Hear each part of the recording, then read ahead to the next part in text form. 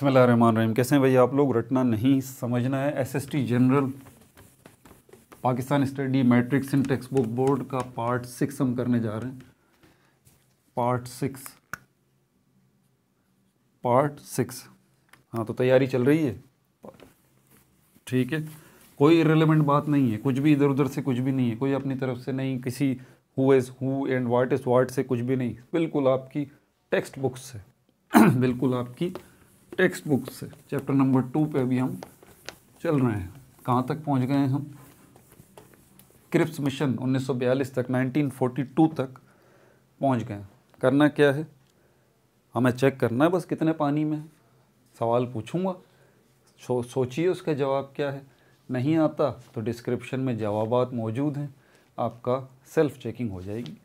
Memory testing है ये सारी की सारी। बहरहाल अब याद रखिए ज़रा, 1939 से 1939 से लेकर 1945 तक दूसरी जंग अज़ीम चल रही थी, सेकंड वर्ल्ड वॉर चल रही थी, ठीक है। अंग्रेज़ जो हैं वो जंग में बुरे तरीके से मसरूफ़ थे और यहाँ हिंदुस्तान का हाल बुरा था। मुस्लिम लीग और कांग्रेस, इनके दरमियान जो है वो बड़े बुरे तरीके से पॉलिटिकल सिस्टम डीस्टेबलाइज हुआ था। अब वो परेशान थे, क्या करें। 1942 में क्रिप्स मिशन आ गया। सर स्टैफोर्ड क्रिप्स जो है वो आए, कुछ तजावीज़ रखी, बोला भाई 10 साल के बाद, अभी जंग चल रही है, जंग के बाद मामला देख लेंगे, जंग ख़त्म हो जाए, जंग ख़त्म होने के बाद जो है वो 10 साल बाद आपको जो है वो आज़ादी दे दी जाएगी। और भी 2-3-4 बातें की, लेकिन ना तो कांग्रेस ने बात मानी उनकी स्टैफोर्ड क्रिप्स की और ना ही मुस्लिम लीग ने मानी। 1942 में ये मामला चल रहा था, ठीक है भाई। उसके बाद आगे चलते हैं और अब इसी के हवाले से सवालात आपसे चलेंगे। साल याद रखिएगा 1942 तक हम पहुंच गए हैं। अच्छा, अब जो है एक बड़ी मशहूर कॉन्फ्रेंस हुई थी 1945 में। साल में आपको बता देता हूँ, ये शिमला कॉन्फ्रेंस हुई थी। शिमला कॉन्फ्रेंस हुई थी, शिमला कॉन्फ्रेंस हुई थी 1945 में, इंडिया में शिमला के मुकाम पे। आपसे मेरा ये सवाल है, ये कॉन्फ्रेंस जो है एक न्यूली अपॉइंटेड वॉइसरॉय ने बुलवाई थी। न्यूली अपॉइंटेड वॉइसरॉय ने बुलवाई थी, शिमला कॉन्फ्रेंस बुलवाई थी, जिसमें कांग्रेस के भी बड़े बड़े लीडर्स को, कांग्रेस की तरफ से भी बुलवाए थे नुमाइंदे और मुस्लिम लीग की तरफ से भी नुमाइंदे बुलवाए गए थे। ये कॉन्फ्रेंस जो है वो बुलाई किसने थी? कौन सा वॉइसरॉय था, क्या नाम था, जो आया था अभी 1945 में, जंग ख़त्म हो चुकी थी, दूसरी जंग अज़ीम का अख्तिताम हो गया था, और उसने हिंदुस्तान आने के बाद पहला काम ये किया था, बोला भाई जो कांग्रेस के रहनुमा हैं आ जाएं और जो मुस्लिम लीग के रहनुमा हैं वो भी आ जाएं, ताकि ये पॉलिटिकल जो डीस्टेबिलिटी है इसका हल निकाला जाए। तो सवाल ये है कि ये बुलवाई किसने थी, उस वाइसरॉय का नाम क्या था, ये आप बता दीजिए, ठीक है भाई। दूसरा सवाल मेरा यहाँ ये है, जो मुस्लिम लीग का वफ्द गया था उसमें उसकी नुमाइंदगी किसने की थी? कायदे आज़म ने की थी, जो मुस्लिम लीग का वफ्द गया था इस शिमला कॉन्फ्रेंस में, ठीक है। कांग्रेस का जो वफ्द गया था उसकी नुमाइंदगी एक मुसलमान साहब थे, एक मुसलमान थे, बड़ी मशहूर शख्सियत ने तारीख़ की, उन्होंने कांग्रेस की नुमाइंदगी की थी, हिंदुओं की नुमाइंदगी की थी, कांग्रेस की नुमाइंदगी की थी। उन शख्सियत का नाम क्या है, ठीक है, जो कांग्रेस की तरफ से आए थे, जो कांग्रेस की तरफ से रिप्रेजेंटेटर थे इस शिमला कॉन्फ्रेंस में। जब ये गए शिमला के मुकाम पे, कायदे आज़म अपने वफ्द के साथ गए मुस्लिम लीग की नुमाइंदगी करते हुए, और कांग्रेस का भी वफ्द गया, ठीक है। और कांग्रेस के वफ्द की जो नुमाइंदगी कर रहे थे वो एक मुस्लिम लीडर थे, उनके कांग्रेस के, हिंदुओं के, मुस्लिम थे। उनका नाम क्या है? नाम बता दीजिए आप। नहीं पता, परेशान होने की ज़रूरत नहीं, डिस्क्रिप्शन में लिखा हुआ है, ठीक है। अगला सवाल मेरा इसी से रिलेटेड है, तीसरा सवाल भी इसी से रिलेटेड है। जो ये लॉर्ड थे जिन्होंने ये कॉन्फ्रेंस बुलवाई थी, उन्होंने बोला मुस्लिम लीग को और कांग्रेस के रहनुमाओं को, बोला भाई ये हम ऐसा करते हैं कि सेंट्रल लेजिस्लेटिव असेंबली जो है ना, ये मैं बता चुका हूँ पहले भी, central legislative assembly, central legislative assembly इसके ऊपर हम इलेक्शंस करवाते हैं, इसके ऊपर हम इलेक्शंस जो है वो करवा लेते हैं। सेंट्रल लेजिस्लेटिव की असेंबली की अहमियत उस ज़माने में ऐसी थी जैसे आजकल आपकी किसकी है, नेशनल असेंबली। आपको पता है नेशनल असेंबली में भी सीट्स होती हैं, ठीक है। और कायदे आज़म ने जो 1929 में अपने 14 पॉइंट्स दिए थे, जिसमें उन्होंने बात बोली थी कि भाई आप जो है वो सेपरेट इलेक्टोरेट, मुसलमानों की जुदागाना इंतखाब की पॉलिसी को माने, कि आप इंतखाबात जो होंगे, सीट्स के ऊपर जो इलेक्शन होंगे वो इंडियंस के ऊपर नहीं होंगे बल्कि मज़हब की बुनियाद पर होंगे। हिंदुओं, मुसलमानों, मुस्लिम्स की सीट्स अलग करें आप, मरकज़ में भी, सेंट्रल लेजिस्लेटिव असेंबली में भी, फेडरल में भी, और जो है सूबों में भी मुसलमानों की सीट्स आप अलग करें। ये कायदे आज़म की डिमांड थी। इस डिमांड को जो है वो मान लिया गया था। 1935 का जो कानून आया था, गवर्नमेंट ऑफ इंडिया एक्ट, उसमें मान लिया था इन्होंने, ठीक है भाई। और इसके अलावा जो प्रोविंशियल ऑटोनॉमी है, ठीक है, सूबाई खुद मुख्तारी है, ये भी कायदे आज़म की डिमांड थी, इसको भी मान लिया गया था। कब? 1935 में, ठीक है भाई। ये बातें मान ली गई थी। इस पर इलेक्शन भी हुए थे, आपको पता है, पिछली वीडियो में मैंने डिस्कस किया। अच्छा, अब यहाँ पर ये जो थे हमारे जो वाइस रॉय थे, इन्होंने बोला भाई सेंट्रल लेजिस्लेटिव के इलेक्शन करवा लेते हैं, उसमें सीट्स जो हैं वो मुसलमानों की भी सीट्स होंगी और हिंदुओं की भी सीट्स होंगी। और ऑब्वियस सी बात है, सीट्स वगैरह विन करने के बाद एक कैबिनेट बनती है, काबीना बनती है, जिसमें मिनिस्टर्स होते हैं, जिसमें मिनिस्टर्स होते हैं, वजारतें, ठीक है, वजारतें बनती हैं। जैसे आजकल भी वजारतें हैं, वफाकी वजारतें भी हैं, सूबाई वजारतें भी हैं। वफाकी वजारतों की इन्होंने बात बोली, बोला वफाकी वजारतें जो हैं, मेरा आपसे सवाल ये है, कितनी मिनिस्ट्रीज़ की उन्होंने बात बोली, तादाद कितनी थी, मिनिस्ट्रीज़ की तादाद कितनी थी, ये मेरा आपसे सवाल है। तादाद बता दीजिए। 15 मिनिस्ट्रीज़ थी, 16 मिनिस्ट्रीज़ थी, 20 मिनिस्ट्रीज़ थी, वजारतें, ठीक है,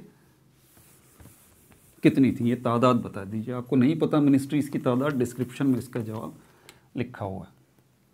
चौथा सवाल मेरा इसी के हवाले से, चौथा सवाल मेरा इसी के हवाले से।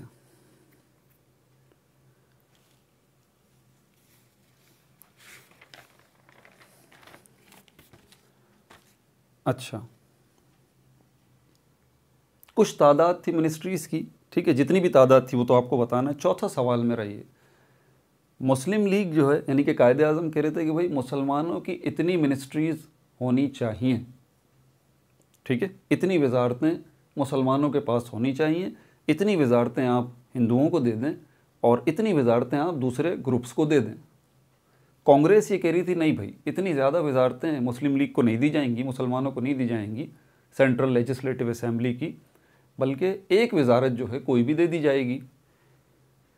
तो कायदे आज़म इस बात को नहीं मानते थे, लेकिन कांग्रेस जो है वो ये डिमांड रख रही थी इसी शिमला कॉन्फ्रेंस में। तो वो जो वाइस रॉय थे, उन्होंने बोला ऐसे तो मसला हल नहीं होगा। तो कांग्रेस क्या कह रही थी? कांग्रेस कह रही थी मुसलमानों को भाई इतनी जो है वो वजारतें देने की ज़रूरत नहीं है, हम हैं ना, हम मुसलमानों की ही तो नुमाइंदगी कर रहे हैं। कांग्रेस मुसलमानों की नुमाइंदगी कर रही है। देखें आप, कांग्रेस को जो रिप्रेजेंट कर रहा है यहाँ पर इस कॉन्फ्रेंस के अंदर, वाइस रॉय के पास जो आया है, वफद जो आया है, इसकी नुमाइंदगी जो कर रहा है वो मुसलमान है। तो आप ऐसा करें, हम कांग्रेस मुसलमानों की नुमाइंदगी कर रही है, अलग से क्या मामला। तो कायदे आज़म ने बोला अच्छा ठीक है, अगर आप जो है वो समझते हैं कि कांग्रेस जो है मुसलमानों की नुमाइंदगी कर रही है, तो फिर आप ऐसा करें, जनरल इलेक्शंस करवा लें, जनरल इलेक्शंस करवा लें। तो दूध का दूध और पानी का पानी हो जाएगा, वोट पड़ेंगे, पता लग जाएगा जो मुसलमानों की नुमाइंदगी करने वाली वाकई कांग्रेस है या नहीं है। तो बहरहाल इसको रिलेटेड जो है वो फिर जनरल इलेक्शंस हुए थे, जनरल इलेक्शंस। मेरा आपसे ये सवाल है, ये जनरल इलेक्शंस हुए थे 1945 में, किस मंथ में हुए थे? याद रहे, ये जनरल इलेक्शंस जो हैं 1945 में हुए थे, कायदे आज़म के कहने के ऊपर। किस मंथ में हुए थे, ये मेरा आपसे सवाल है। ये फेडरल के इलेक्शंस हुए थे, अभी सूबों के इलेक्शंस बाकी हैं। तो 1946 में, 1946 में, ये बड़े मशहूर इंतखाबात हैं, ठीक है, 1945 1946 के इलेक्शंस। अच्छा, प्रोविंशियल असेंबलीज़ के भी फिर इलेक्शन हुए, आपको पता है वफाकी निज़ाम हुकूमत में ही होता है, पहले मरकज़ के जनरल इलेक्शंस होते हैं, यानी जैसे हमारे मुल्क में नेशनल असेंबली, फिर हर सूबे की अपनी अपनी असेंबलियाँ हैं, सूबाई असम्बलियाँ, उनके इलेक्शन होते हैं। तो प्रोविंशियल असेंबलीज़ के भी इलेक्शन हुए। आप मुझे डेट बता दीजिए, प्रोविंशियल असेंबली 1946 में हुए थे प्रोविंशियल असेंबलीज, आप मुझे उसकी डेट जो है वो बता दीजिए। अच्छा, अगला सवाल मेरा, ये सारे पॉलिटिकल हैं असल में सवालात, 1945 का साल चल रहा है। अगला सवाल मेरा आपसे ये है कि ये सेंट्रल लेजिस्लेटिव असेंबली में, अब सीट्स की तरफ चलते हैं, सेंट्रल लेजिस्लेटिव असेंबली में मुस्लिम सीट्स कितनी थी, उनकी तादाद कितनी थी, मुस्लिम सीट्स की तादाद कितनी थी, कितनी तादाद मुस्लिम सीट्स की सेंट्रल लेजिस्लेटिव असेंबली में या नेशनल असेंबली में रखी गई थी, वो तादाद बता दीजिए। सातवां सवाल मेरा इसी से है, सेंट्रल लेजिस्लेटिव असेंबली में हिंदुओं की सीट्स कितनी थी, हिंदू सीट्स जो हैं वो कितनी थी, ये बता दीजिए, ठीक है। अच्छा, ये भी हो गया, 7 सवाल आपसे हो गए। अच्छा, उसके बाद ये सेंट्रल लेजिस्लेटिव असेंबली की बात हो रही है, अब ज़रा चलते हैं आगे किसकी तरफ, 8वां सवाल, प्रोविंशियल असेंबलीज जो हुई थी, प्रोविंशियल इलेक्शंस जो हुए थे, सूबाई इलेक्शन जो हुए थे, ठीक है, उसके अंदर मुस्लिम सीट्स कितनी थी, प्रोविंशियल असेंबलीज में मुस्लिम सीट्स कितनी थी, टोटल मुस्लिम सीट्स कितनी थी प्रोविंशियल असेंबलीज में, उनकी तादाद बता दीजिए। सेंट्रल लेजिस्लेटिव की तो मैंने पूछ ली ना आपसे, अब ज़रा provincial assemblies, total provincial assemblies के अंदर टोटल मुस्लिम सीट्स जो हैं वो कितनी थी जिस पर इलेक्शन लड़ा गया था, ठीक है भाई, ये भी आपसे मेरा सवाल हो गया। अच्छा, 2 सूबे ऐसे थे, अच्छा ये मामला तो हो गया, अब इससे आगे चलते हैं, जब ये हो गया सारा का सारा मामला, अब 9th पॉइंट की तरफ चलते हैं।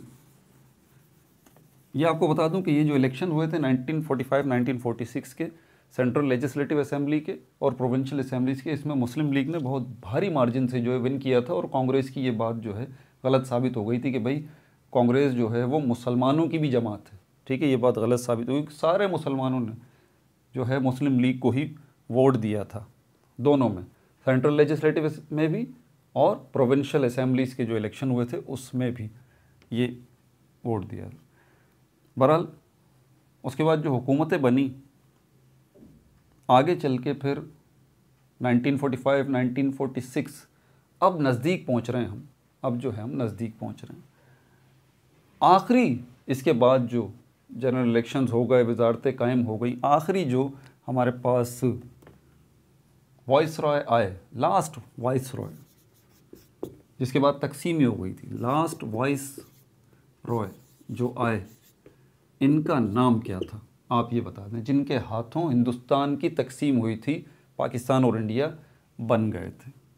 और ये जो वॉइस रॉय आए थे, आखिरी वॉइस रॉय, इन्होंने हिंदुस्तान आने के बाद बड़ी कोशिश की कि हिंदुस्तान को यूनाइट करके रखा जाए, लेकिन बात बन नहीं रही थी, ठीक है। अल्टीमेटली इन्होंने आखिर बोला भाई तकसीम के बगैर गुजारा नहीं है, तकसीम करनी ही पड़ेगी।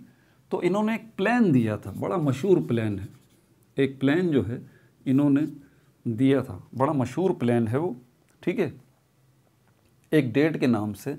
इस प्लान के अंदर जो है, इस मंसूबे के अंदर जो है, उन्होंने किसकी बात की थी, इन्होंने पार्टीशन की बात की थी, बोला भाई पार्टीशन हम कर देंगे, पार्टीशन हम कर देंगे, और कब करेंगे, 14 अगस्त 1947 को, ये 1947 का ही साल चल रहा है, ठीक है, 1947 का ही साल चल रहा है। लास्ट वॉइस रॉय जो आ चुके हैं, जिनका नाम मैंने पूछा है, और उन्होंने अपना एक प्लान दिया, और उस प्लान में उन्होंने लिख दिया कि भाई आगे अगस्त में जाके 14 अगस्त को तकसीम हो जाएगी, पाकिस्तान जो है वो अलग हो जाएगा, और हिंदुस्तान जो है वो भी बन जाएगा। वैसे देखा जाए तो एक ही डेट पे दोनों बने हैं, ठीक है, लेकिन इंडिया वाले 15 अगस्त को अपना जो है वो यौम आज़ादी मनाते हैं, पाकिस्तान वाले 14 अगस्त को मनाते हैं। पर तो ये जो प्लान दिया था इन वॉइस रॉय साहब ने, बड़ा मशहूर नाम है उस प्लान का जिसमें उन्होंने पार्टीशन की बात की थी, आप उसका नाम बता दीजिए कि वो नाम क्या है। और जब 14 अगस्त 1947 आया तो हिंदुस्तान और पाकिस्तान की तकसीम भी हो गई थी। कुछ सूबों में गड़बड़ थी, जैसे पंजाब, बंगाल, ये क्योंकि ये इतने बड़े बड़े सूबे थे कि इनके अंदर जो है वो हिंदुओं की भी बहुत बड़ी तादाद थी और मुसलमानों की भी बहुत बड़ी तादाद थी, तो इसीलिए इनको दो दो हिस्सों में तकसीम किया गया था। बहरहाल ये हमारा अगली वीडियो का सवाल होगा। अपना बहुत ज़्यादा ख्याल रखिएगा। पार्ट 6 हो चुका, नेक तमन्नाओं के साथ कि आप लोग भी, सब तो कामयाब नहीं हो सकते भाई, लेकिन जितने हो सकते हैं मेरे लिए भी दुआ करें। मैं भी SST के एग्ज़ाम में ही बैठ रहा हूँ, ठीक है भाई। अपना ख्याल रखिएगा। No like no subscribe, only share.